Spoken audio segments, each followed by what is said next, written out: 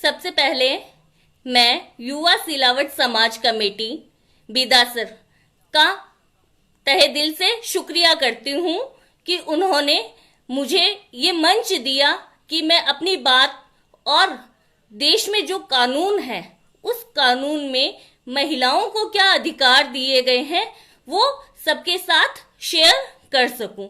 Thank you so much.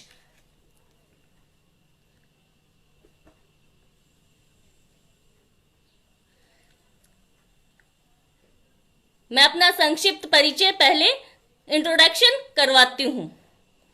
मेरा नाम मलिका परवीन है, daughter of Akhlaq Ahmad Khilji and wife of Salim advocate Salim Solanki. आवाज सही से आ रही है? ओके, आवाज आ रही है, थैंक यू। मेरा टॉपिक, जैसा कि मैंने पहले अपने जो वीडियो शेयर किया था उसमें बताया था कि मेरा सब्जेक्ट मैटर क्या है, महिलाओं से जुड़े हुए उनके विधिक अधिकार या उनके लीगल राइट क्या होते हैं, वो आज हम डिस्कस यहाँ पे चर्चा करेंगे। ठीक है, तो अब अधिकार, कानूनी अधिकार है, तो कानूनी अधिकार कहाँ पे दिए हुए हैं? देश का जो कानून बनाया हुआ है उसमें हमें कानूनी अधिकार बताए हुए हैं। रिक्वेस्ट ये है कि लेडीज को ज्यादा से ज्यादा सम्मिलित कीजिए प्लीज।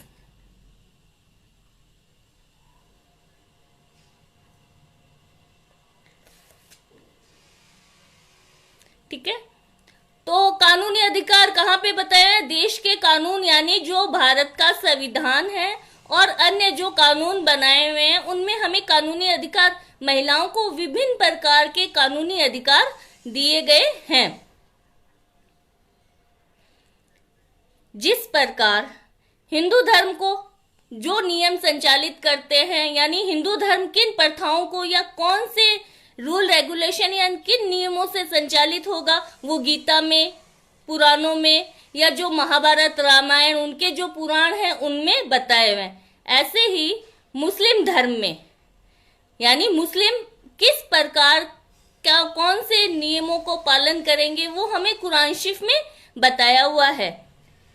उसी प्रकार देश का शासन कैसे चलता है, देश में क्या रूल नियम कानून क्या होंगे, वो हमें भारत के संविधान में बताए हुए हैं कि भारत के संविधान में देश का शासन कैसे चलता है, क्या क्या अधिकार हैं, क्या क्या कर्तव्य हैं, वो सब बताए हुए हैं। ठीक है,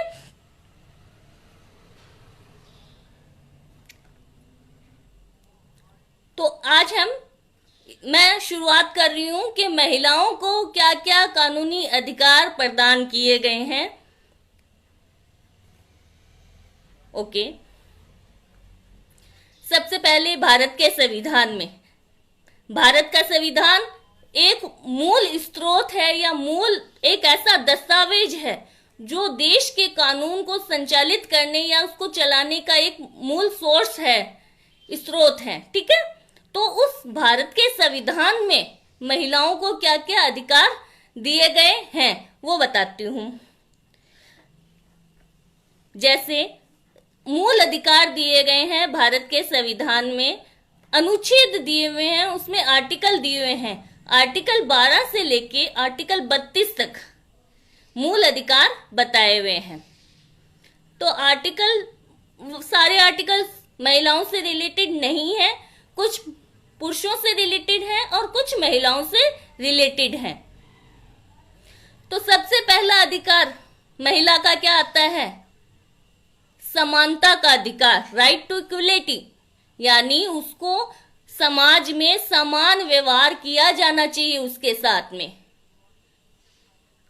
साथ में समान व्यवहार किया जाना चाहिए। यानी एक लड़की, एक बच्ची जब जन्म लेती है तो जिस तरीके से लड़के होने की खुशी मनाई जाती है उसी प्रकार लड़की होने की भी खुशी मनाई जानी चाहिए। ये उसका समानता का अधिकार है।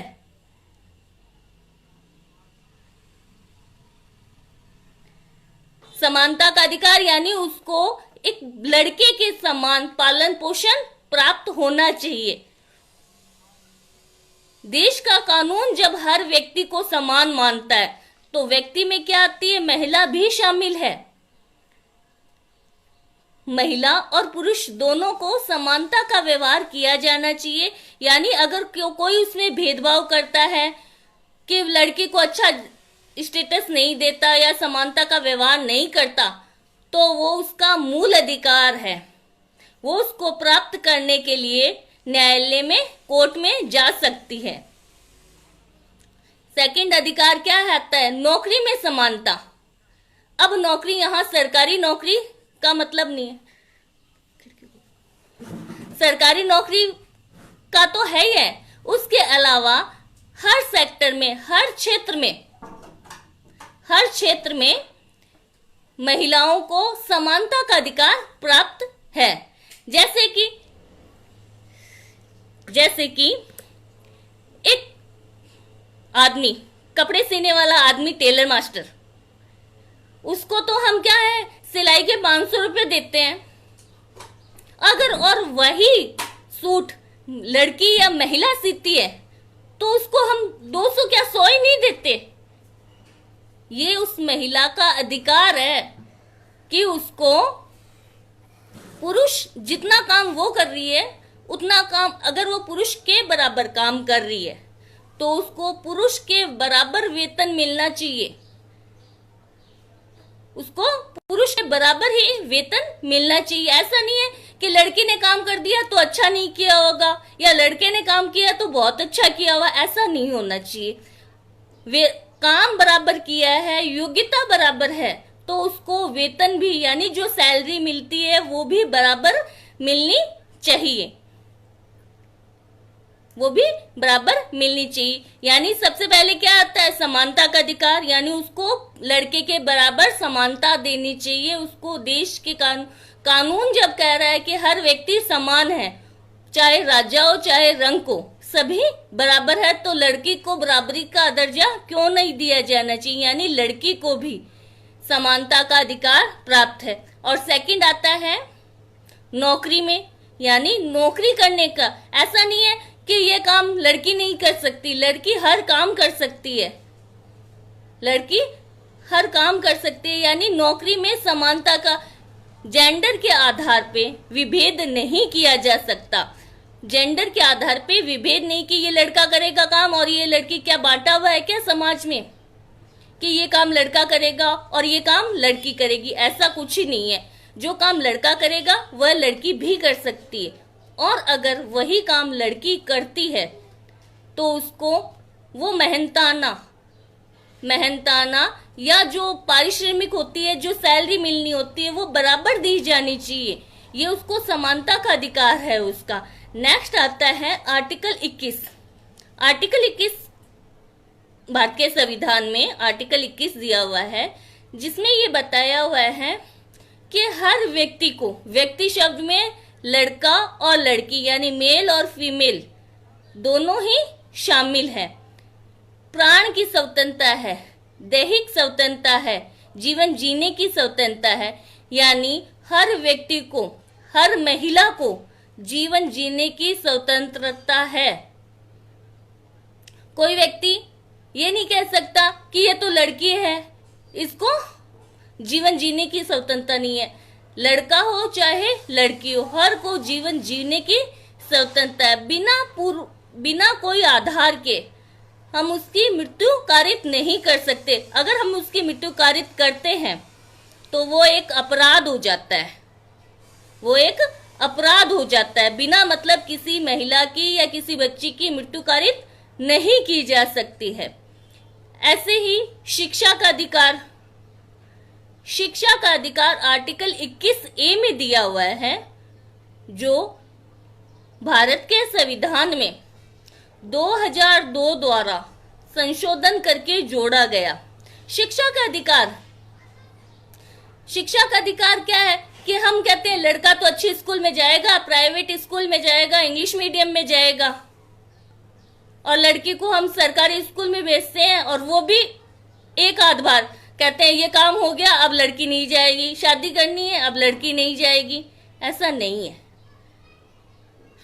लड़की को भी 6 से 14 वर्ष तक की लड़की को सरकार निशुल्क शिक्षा उपलब्ध करवा रही है। और 6 से 14 वर्ष तक के बालक बालिका, चाहे बालक है चाहे बालिका है, उसको शिक्षा प्राप्त करने के लिए सरकार सुविधा उपलब्ध करवा रही है। सरकारी स्कूलों में बच्चों को निशुल्क शिक्षा दी जा रही है और 14 साल तक 10th हो जाती है। सरकारी स्कूल में भी फैकल्टीज अच्छी होती है। तो यानी लड़की को शिक्षा प्राप्त करने का बराबर अधिकार है। ऐसा नहीं है कि लड़का ही लड़का पढ़ेगा, लड़की नहीं पढ़ेगी। लड़की को भी शिक्षा प्राप्त करने का अधिकार है। लड़की का तो अधिकार है, लेकिन माता पिता, उसके जो गार्जियन हैं, उसके जो संरक्षक है, उनका ये कर्तव्य है कि वो अपने बच्चों को, जो 6 से 14 साल के बच्चे हैं, उनको शिक्षा उपलब्ध करवाए, उनको शिक्षित करे। ठीक है, तो ये था शिक्षा का अधिकार। यानी एक का तो अधिकार हो गया बच्चों का, तो और माता पिता का कर्तव्य हो गया, उनकी ड्यूटी हो गई। ये एजुकेशन का जो प्रोविजन है वो भारत के संविधान में कई जगह पे डाला गया है कि राज्य का भी कर्तव्य है, माता पिता का भी कर्तव्य है और बच्चों का अधिकार है। यानी महिलाओं को शिक्षा प्राप्त करने का बराबर का अधिकार है। ऐसा नहीं है कि उनको आप गवर्नमेंट स्कूल में पढ़ाओ, गवर्नमेंट स्कूल में भी पढ़ा सकते हो। कहीं बच्चा, लड़का जहां पढ़ रहा है, जहां आप एफोर्ड करते हो, यानी जहां आप सक्षम हो, वहां लड़की को भी आप बराबर पढ़ाई का स्तर प्रदान करें। इसके साथ में ही आता है भारत के संविधान में अनुच्छेद 23 और 24। अनुच्छेद 23 ये कह रहा है कि क्रय विक्रय पे रोक लगाई जानी चाहिए। महिला कोई सामान नहीं है जो खरीद लिया जाए, उसको उसकी गरिमा बनाए रखने का अधिकार प्राप्त है। जैसे एग्जाम्पल हम उदाहरण के तौर पे लेते हैं कि अंकोला से ले आएंगे, लड़की कहीं नहीं मिली तो अंकोला से खरीद लाएंगे, कुछ पैसे दिए 10,000 20,000 और लड़की को लेके आ गए निकाह करके। तो ये तो क्या है, खरीद फरोख्त हो गई। ऐसी खरीद फरोख्त अपराध है। देश का संविधान कह रहा है कि ऐसी खरीद फरोख्त करना एक अपराध है। जिस लड़की को खरीदा जा रहा है या जिसको बेचा जा रहा है, अगर वो कोर्ट में जाती है तो भारत के सुप्रीम कोर्ट या हाई कोर्ट उसको, उस अधिकार को संरक्षित करते हैं। ठीक है, इसके बाद में आता है आर्टिकल 24, अनुच्छेद 24, जो भारत के संविधान में बताया गया कि 14 वर्ष से कम बालक बालिका, यानी 14 वर्ष से कम की अगर कोई लड़की है तो उसे आप किसी भी ऐसे काम में नहीं लगा सकते जिसकी प्रकृति क्या है, खतरनाक हो। जैसे खान में काम करना या मिलों में काम करना। यानी महिलाओं को सुरक्षा का अधिकार भी प्राप्त है। महिलाओं को सुरक्षा का भी अधिकार प्राप्त है। यानी किसी भी महिला, जिसकी बच्ची या कोई भी ऐसी लड़की है जिसकी उम्र अभी 14 साल नहीं हुई है, उसे आप खतरनाक काम में नहीं लगा। जैसे खानों में, मिलों में या कल कारखानों यानी फैक्ट्रियों में खतरनाक काम करने में नहीं लगाया जा सकता। जैसे बाल श्रम, यानी बच्चों से श्रम नहीं करवाया जा सकता। अगर कोई करवाता है तो वो दंडनीय है, यानी अपराध है, उसके लिए सजा दी जा सकती है।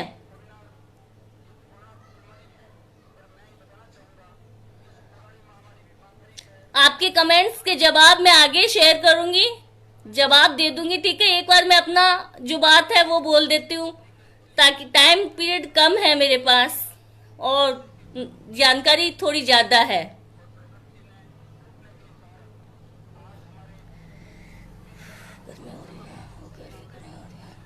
इसके बाद में आता है आर्टिकल 45। आर्टिकल 45 ये कह रहा है कि राज्य का कर्तव्य है, राज्य की ये ड्यूटी है कि वो बच्चों को, जो 6 से 14 साल के बच्चे या बच्चियां हैं, उनको शिक्षा प्रदान करवाएगा। इसके साथ साथ में ही वो उनकी देखभाल भी करेगा। कई ऐसे बच्चे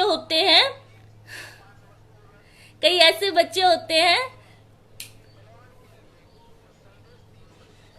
जो अनाथ हैं या जिनका कोई पालन पोषण करने वाला नहीं होता है। तो पालन पोषण करने वाला नहीं है तो उनकी ड्यूटी किस पे चली जाती है? राज्य पे चली जाती है। राज्य उनका पालन पोषण करेगा, उनकी देखभाल करेगा। ठीक है। इसके बाद में आर्टिकल 47 जो ये बता रहा है पोषाहार स्तर, यानी जो लड़के को हम पोषाहार क्या होता है? खाना पीना, उसका जीवन स्तर, खाना पीना उसका जीवन स्तर यानी उसको क्या है, लड़की को ऐसा पोषाहार मिलना चाहिए, ऐसा खाना पीना मिलना चाहिए जिससे उसकी शारीरिक ग्रोथ हो सके, उसका शारीरिक विकास किया जा सके। ऐसा नहीं है कि हम लड़के को तो भाई तली हुई रोटी दे और चोपड़ी हुई रोटी दे, घी से बटर लगा के रोटी देंगे, ये तो काम करेगा। और लड़की को सिंपल रोटी दे दे कि नहीं ये तो दूसरों के घर चली जाएगी, ऐसा नहीं होना चाहिए। जिस प्रकार हम लड़के का पालन पोषण कर रहे हैं, जिस प्रकार का खाना हम लड़के को दे रहे हैं, उसी प्रकार का खाना हमें लड़की को भी देना चाहिए ताकि उसका शारीरिक विकास हो सके। पोषाहार यानी उसको भी समान दर्जे का जीवन स्तर प्राप्त करने का एक अधिकार है, उसको बराबर का जीवन स्तर प्राप्त करने का एक अधिकार प्राप्त है। ऐसा नहीं होना चाहिए कि लड़के को तो हम एकदम अच्छा सा खाना पीना दें, भाई ये तो हमें नौकरी करके कमा के लाके देगा, ये तो हमारा बुढ़ापे में देखभाल करेगा। लड़की भी तो किसी के घर की देखभाल कर सकती है, इसीलिए लड़की को भी अच्छा खाना पीना देना चाहिए और जो उसकी शारीरिक आवश्यकता को ध्यान में रखते हुए उसको अच्छा खान पान करवाया जाना चाहिए, जो कि आपका घर अलाउड करे। जिस प्रकार का लड़का खाता है उसी प्रकार का लड़की को भी खाना प्राप्त करने का एक अधिकार है। ऐसा नहीं होना चाहिए, भेदभाव नहीं किया जाना चाहिए। आगे आता है कि हमारे समाज में क्या, हमारे देश में भी कई ऐसी प्रथाएं हैं, हमारे देश में भी कई ऐसी प्रथाएं हैं जो महिला की गरिमा या महिलाओं के सम्मान के विरुद्ध है, महिलाओं के सम्मान के विरुद्ध है। यानी एक प्रथा, जैसे एग्जाम्पल मैं बताती हूँ, हिंदुओं में सती प्रथा थी कि उसका हस्बैंड, पति की मृत्यु हो गई तो उसी समाधि पर यानी उसी चिता पर लड़की या उसकी जो पत्नी होती थी उसको वहीं उसी चिता पर सती कर दिया जाता था, साथ में ही मृत्यु कर दी जाती थी। तो ये थी सती प्रथा, यानी वो खुद ही अपनी हत्या खुद ही कर लेती थी। तो उस सती प्रथा को देश में बैन कर दिया गया है, अपराध घोषित कर दिया कि अब ऐसी प्रथाएं देश में प्रचलित नहीं। ऐसे ही मुस्लिम में जो हलाला है, हलाला को मेरे को बताने की, यहाँ डिस्कस करने की आवश्यकता नहीं है। मैं एक यूट्यूब चैनल है उसमें आप हलाला को समझ सकते हैं कि हलाला क्या होती है, जिनको नहीं पता है, और जिनको पता है तो बेटर है। तो हलाला क्या है? मुस्लिम महिलाओं के सम्मान के विरुद्ध है। महिला कोई चीज नहीं है, कोई वस्तु नहीं है कि आप कभी किसी के पास भेजो, कभी किसी के पास भेजो। तो हलाला जैसी प्रथा क्या है, महिलाओं के सम्मान के विरुद्ध है। ऐसी प्रथाएं तो आर्टिकल 51A, अनुच्छेद 51A, जिसका पांचवा पॉइंट ये कह रहा है कि राज्य को ऐसी प्रथाओं का त्याग करना चाहिए जो महिलाओं के सम्मान के विरुद्ध है। यानी हर महिला को अपनी गरिमा और अपना सम्मान बनाए रखने का पूरा अधिकार है। यानी ऐसी प्रथाएं या ऐसा रीति रिवाज या ऐसे, क्या हमारा रीति रिवाज तो ये कहता है, हमारा तो ये कहता है, या ऐसी कोई रीति रिवाज नहीं अपनाना चाहिए कि जो महिला के सम्मान के विरुद्ध हो, जिसमें हलाला की प्रथा सबसे बुरी प्रथा है। ठीक है, इसके बाद में आता है अनुच्छेद, इसमें एक अनुच्छेद में पहले बोलना भूल गई हूं,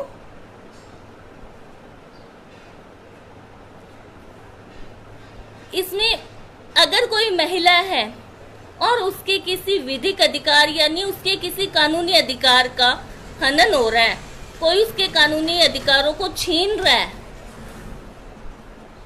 वायलेशन कर रहा है, तो उस महिला को ये अधिकार प्राप्त है कि निशुल्क विधिक सहायता यानी फ्री में कानूनी सहायता प्राप्त कर सकती है। हर एडवोकेट जिससे भी वो कानूनी सहायता मांगे उससे वो कानूनी सहायता मांग सकती है। मैं आप जिशान अली जो भी है, मैं आपका कमेंट का आंसर बाद में लास्ट में करती हूँ।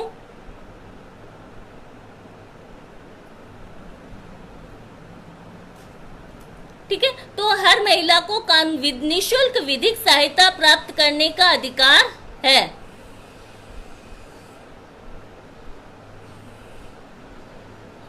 इसके बाद में ये तो था भारत के संविधान में कि देश का कानून, जो मूलभूत कानून है, भारत का संविधान है, उसमें महिलाओं को क्या क्या अधिकार प्रदान किए गए थे। भारत के संविधान के अलावा भी भारत में ऐसे कई कानून हैं जो कि महिलाओं को उनके अधिकार प्रदान करते हैं।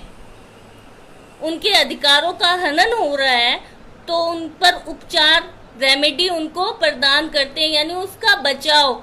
और अधिकार का हनन हो गया, वायलेशन हो गया, तो उस पर क्या उपचार प्राप्त होगा, उसको क्या सुविधा यानी उसको क्या रेमेडी मिल सकती है, उसको क्या रेमेडी मिलती है।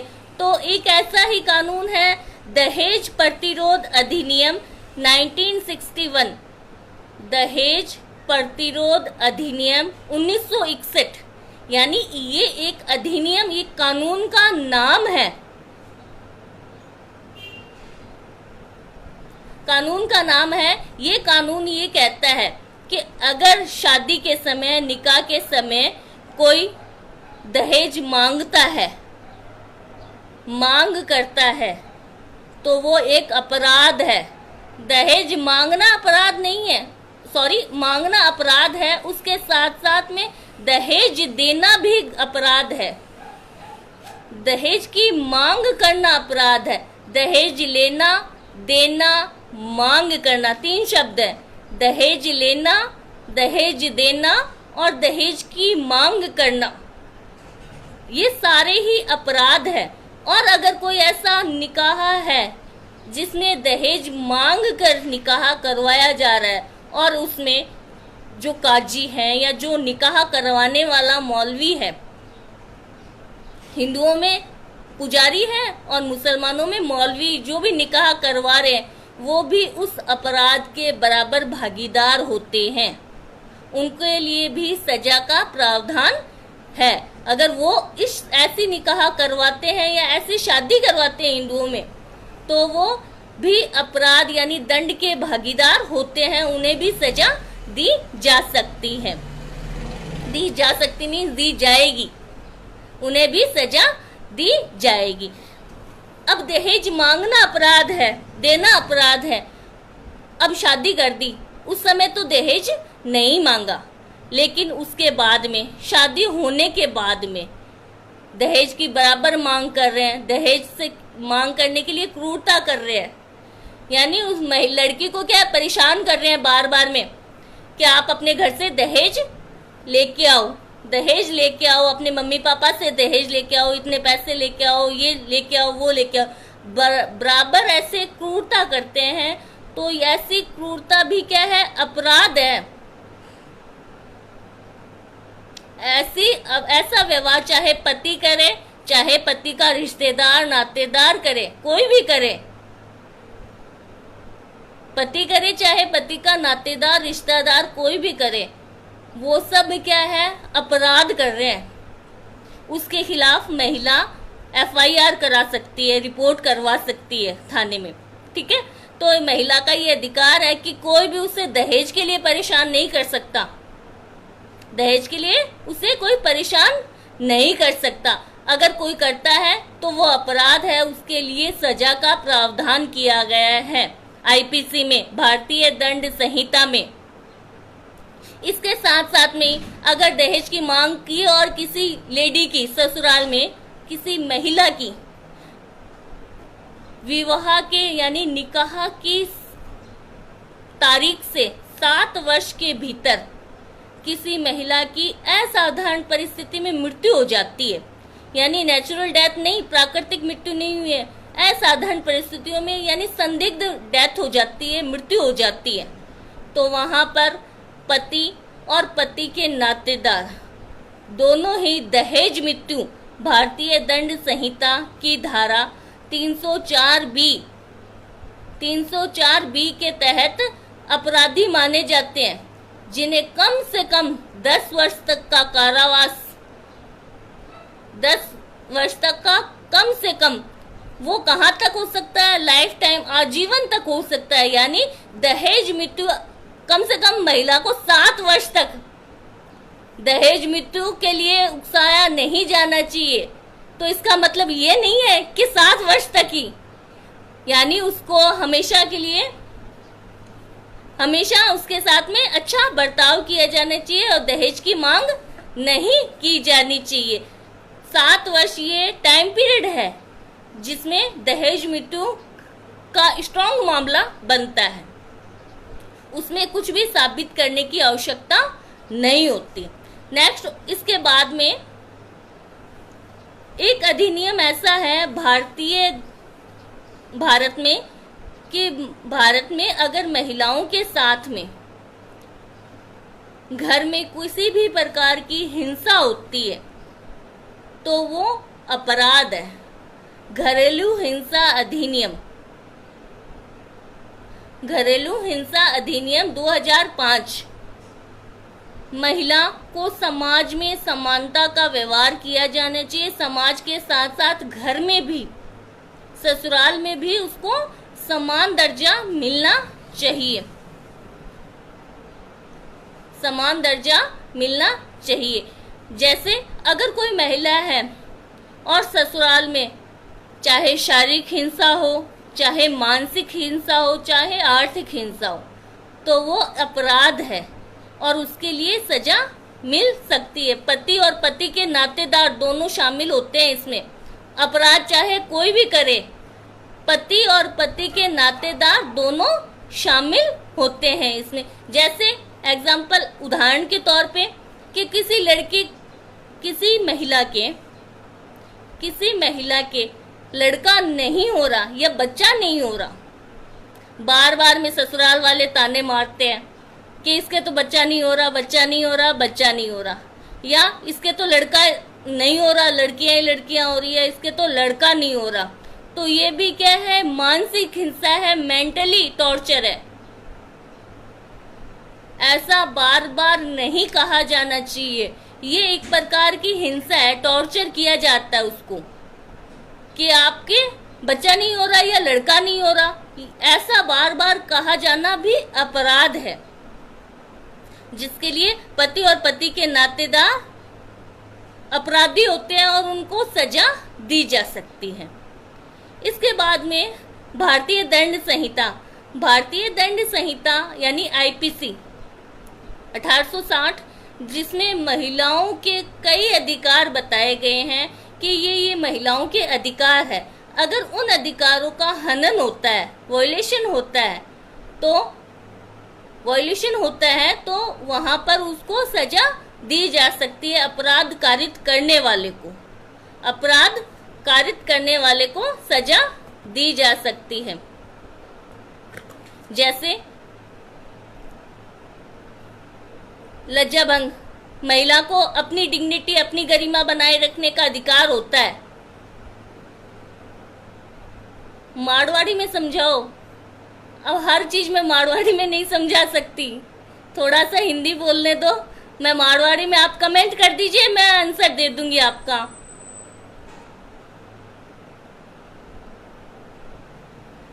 आंसर मैं रिप्लाई बाद में कर दूंगी। मैं आपके जो भी कमेंट्स आ रहे हैं उनका रिप्लाई बाद में कर दूंगी, ठीक है। तो मेरा ये था कि आईपीसी, भारतीय दंड संहिता 1860 में हर महिला को अपनी गरिमा बनाए रखने का, अपनी डिग्निटी यानी अपने सम्मान की रक्षा करने का अधिकार होता है। अगर कोई व्यक्ति महिला की गरिमा को ठेस पहुंचाता है, यानी स्त्री की लज्जा भंग करता है, तो वो अपराध है। जैसे मान लो एग्जाम्पल कि आप किसी भी महिला को बार बार घूर के देख रहे हो, लगातार देख रहे हो, या फेसबुक या व्हाट्सएप से बराबर क्या है मैसेज कर रहे हो। अगर एक ही महिला को आप बार बार कमेंट करते हो या मैसेज भेजते हो तो ये भी अपराध है। यानी हर महिला को अपनी लज्जा का या अपनी गरिमा का बनाए रखने का अधिकार है। कोई भी व्यक्ति इसमें हनन करता है तो वो अपराध है। ऐसे ही 375 के मामले आते हैं, वो भी अपराध है, जिसमें क्या है, जब तक व्यक्ति, जो अपराध करने वाला व्यक्ति है, 375 बलात्कार से संबंधित मामले हैं, जिसमें अपराध करने वाला व्यक्ति जब तक जीवित रहेगा तब तक उसे सजा दी जा सकती है। आगे मैं बताऊंगी, आप तलाक वाला प्रोविजन है वो आगे मैं बताती हूँ, डिस्कस करते हैं। मुस्लिम विधि में क्या क्या अधिकार हैं वो भी बताएंगे, ठीक है। तो इसके साथ में ही आईपीसी में ये तो लज्जा भंग 354 से संबंधित मामले हैं, 375 से संबंधित मामले हैं, ये अपराध है, ठीक है। महिलाओं को अपने सम्मान गरिमा को बनाए रखने का अधिकार। उसके बाद में अगर किसी महिला को एबॉर्शन करवाने के लिए जबरदस्ती ले जाया जाता है तो वो भी अपराध है। हर महिला को संतान उत्पन्न करने का उसकी स्वतंत्र इच्छा है, किसी से जोर जबरदस्ती एबॉर्शन नहीं करवाया जा सकता, गर्भपात नहीं करवाया जा सकता। अगर किसी महिला का उसकी सहमति के द्वारा, मान लो उसने सहमति दे दी कि बच्चे ज्यादा हो रहे हैं, तो वो एबॉर्शन करवाने चली जाती है, और उस एबॉर्शन की प्रक्रिया में अगर डॉक्टर के द्वारा कोई गलती कर दी जाती है और महिला की मृत्यु हो जाती है, चाहे हमने हॉस्पिटल में सहमति प्रमाण पत्र भरा है कि भाई हॉस्पिटल में ऑपरेशन करवाने से पहले या कोई भी चिकित्सा लेने से पहले वहाँ सहमति पत्र भरवा लिया जाता है कि हम इसमें कुछ हो गया तो हम जिम्मेदार नहीं होते हैं। लेकिन अगर किसी महिला जो एबॉर्शन करवाने गई है सहमति से और डॉक्टर की गलती से उस महिला की मृत्यु हो जाती है, तो वहाँ जो भी डॉक्टर है या जो भी हॉस्पिटल स्टाफ है वो उसके लिए जिम्मेदार माना जाएगा, चाहे सहमति पत्र हमने उसमें सिग्नेचर साइन क्यों ना कर दी हो, फिर भी वो उसके लिए वो अपराध हो गया उनकी तरफ से।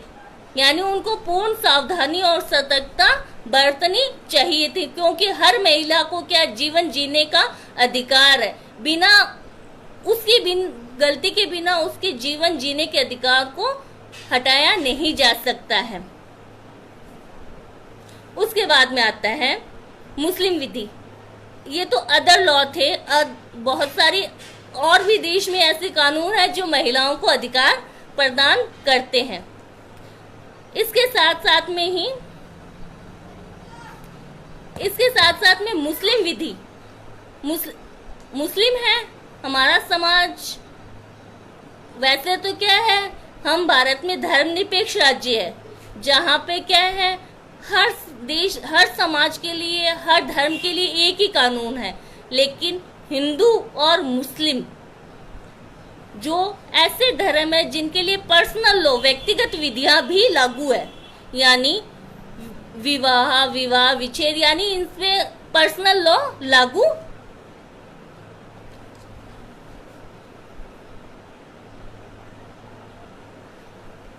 बाल विवाह वाला मैं अभी डिस्कस करती हूँ, ठीक है। तो यहाँ पर पर्सनल लॉ भी, यानी मुसलमानों पर पर्सनल लॉ बहुत सारे मामलों पे अप्लाई होती है।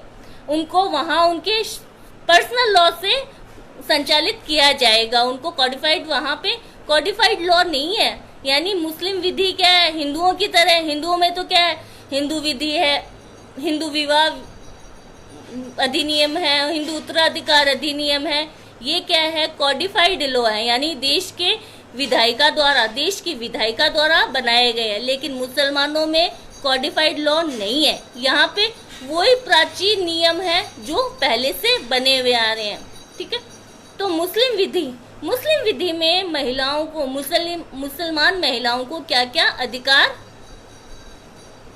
प्रदान किए गए हैं या क्या क्या अधिकार प्राप्त है। सबसे पहले, जब भी निकाह लड़की का या जो भी लड़की है जिसका निकाह करवाया जा रहा है, वहाँ उसकी सहमति होनी आवश्यक है। तो मुसलमानों में मेजॉरिटी की आयु कितनी है? मेजॉरिटी की आयु 15 वर्ष मानी गई है पर्सनल लॉ में। यानी अगर कहीं पर दोनों पक्षकार मुसलमान हैं तो वहाँ 15 वर्ष मेजर मान लिए जाते हैं, वयस्क मान लिए जाते हैं। लेकिन यहाँ पे बाल विवाह अधिनियम 1929 ओवर रूल करता है, अधिभावी है। यानी 15 वर्ष शरीयत लॉ या पर्सनल लॉ के हिसाब से तो क्या है, बेटी वाला हिस्सा जो बेटी मांग सकती है कि वो आगे बताती हूँ मैं, ठीक है। तो मेरी बात पूरी हो जाए उसके बाद बताती हूँ मैं कि 15 वर्ष तो मेजर हो जाती है कि चाहे लड़का है चाहे लड़की है, 15 वर्ष है तो वो वयस्क हो जाते हैं, निकाह कर सकते हैं। लेकिन भारत में क्या है, भारत धर्मनिरपेक्ष राज्य है, इसलिए पर्सनल लॉ यहाँ पर ओवर रूल नहीं करती। यहाँ पर कानून बना हुआ है, बाल विवाह अधिनियम 1929। इसमें अगर 18 वर्ष से यहाँ पर मेजोरिटी है, 1929 का जो अधिनियम है उसमें 18 वर्ष लड़की और 21 वर्ष लड़के की आयु होनी चाहिए। अगर इससे पहले शादी करते हैं तो बाल विवाह मान लिया जाता है, जो कि एक अपराध है। पर्सनल लॉ है तो सही, लेकिन वहां पर पर्सनल लॉ ओवर रूल अधिभावी नहीं होता, जिसके लिए विशेष विधि या विशेष कानून बना दिया जाता है। वो विधि विशेष ऊपर रहती है। यानी अगर दो कानून बराबर में आ जाते हैं तो कौन सा कानून रहेगा? पर्सनल लॉ, मुस्लिम विधि वहां पर ऊपर नहीं रहेगी। वो तो क्या है, 15 वर्ष के बच्चों को कहती है वयस्क है। अब मैं ट्रिपल तलाक का भी मैं आगे बताती हूँ, आगे बात तो करनी दीजिए मुझे। तो वहां पे क्या है, ओवरऑल यानी बाल विवाह 18 लड़की की आयु होनी चाहिए और लड़के की आयु 21 वर्ष होनी चाहिए। उससे पहले अगर शादी करवा दी जाती है तो वो बाल विवाह में आता है, जो कि एक अपराध है। अब लड़की की आयु 18 वर्ष में करवा रहे हो तो उसकी सहमति होनी चाहिए। लेकिन मुसलमानों में क्या है, बच्चे से पूछा ही नहीं जाता, माँ बाप ही तय कर लेते हैं। तो माँ बाप तय करे अच्छी बात है, लेकिन कम से कम एक राय, एक इच्छा तो उसकी पूछी जानी ही चाहिए। माँ बाप और बच्चों के बीच में कम्युनिकेशन होना भी बहुत आवश्यकता है। कम्युनिकेशन नहीं होता है तो कहीं भी शादी करवा दी जाती है और फिर बच्ची उससे खुश नहीं होती है, तो वो आगे तलाक लेने का, डाइवोर्स का एक आधार उत्पन्न हो जाता है। इसके बाद में आता है महर। महर दो प्रकार की होती है, मुअज्जल और मुवज्जल। मुअज्जल यानी तुरंत दे महर। जैसे ही निकाह होता है, लड़की को, महिला को महर प्राप्त करने का अधिकार उत्पन्न हो जाता है। वो ससुराल जाने से पहले मांग कर सकती है कि मुझे मेरी महर दी जाए। अगर महर नहीं दी जाती है तो वो ससुराल जाने से मना कर सकती है, पति के साथ रहने से मना कर सकती है, यानी महर प्राप्त करने का उसका एक लीगल राइट है।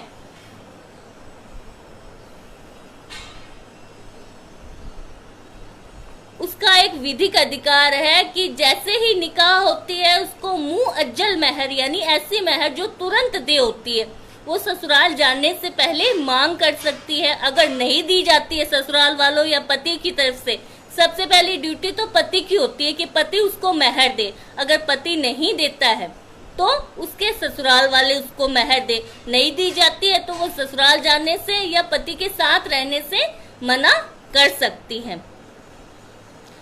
अब आता है, अब शादी हो गई, महर भी मिल गई, अब महिला क्या ससुराल में रह रही है। शादी हो गई, ससुराल में रह रही है महिला।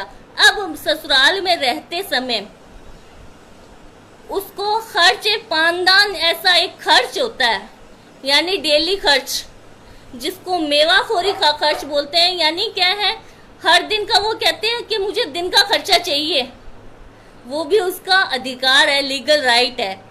पान सुपारी खाने के लिए, पान सुपारी खाने के लिए यानी मेवाखोरी, इसको खर्चे पानदान बोलते हैं। वो दिन के पैसे वसूल कर सकती है पति से, मेवाखोरी खर्च बोलते हैं इसको। अब ये खर्च भी दिन का खर्चा, भाई कि हाथ खर्चा दो, हाथ खर्चा दो, हाथ खर्चा भी मिल गया। और कोई ऐसा होता है कि हाथ खर्चा तो क्या उसको भरण पोषण ही नहीं कर रहा,